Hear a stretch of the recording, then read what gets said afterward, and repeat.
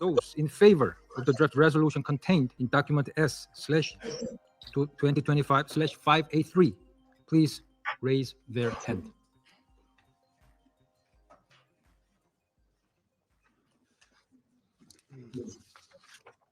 Those against?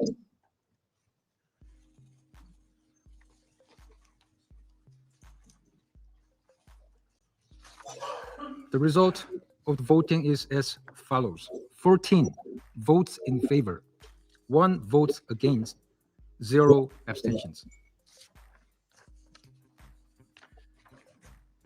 The draft resolution has not been adopted, owing to the negative vote of a permanent member of the Council. That was the recent veto of the UN draft resolution demanding a ceasefire in Gaza. The draft resolution demanded an immediate, unconditional, and permanent ceasefire in Gaza. It also called for lifting all restrictions on humanitarian aid deliveries and for the release of all hostages. The resolution was supported by 14 out of 15 members of the Security Council. The only vote against the veto was from the United States. Why the US opposed it? The US said the resolution was problematic because it did not explicitly condemn Hamas for the October 7, 2023 attacks. It also failed to affirm Israel's right to defend itself, and it did not link the ceasefire directly to the release of hostages. Supporters of the resolution argued that Gaza is suffering a humanitarian catastrophe. There are reports of confirmed famine, worsening conditions for civilians, and delays and restrictions to aid delivery. The draft language sought to address those issues. This is the 6th time that the US has vetoed a UN Security Council resolution related to ending the war in Gaza. Earlier ones similarly called for ceasefires or humanitarian pauses. Other Security Council members emphasized the urgency, citing famine confirmed in Gaza, expanded Israeli military operations in Gaza City, the deepening humanitarian crisis, and the need for unimpeded aid. US vetoes in these cases have drawn criticism from many members of the international community, particularly over the humanitarian situation. Some see the US position as isolating the country diplomatically. This is part of the US argument that rejecting the resolution allows space for realities on the ground and ongoing diplomatic effort. Rather than being bound by a resolution, it viewed as incomplete. Here's my take, the human take. Throw it all away.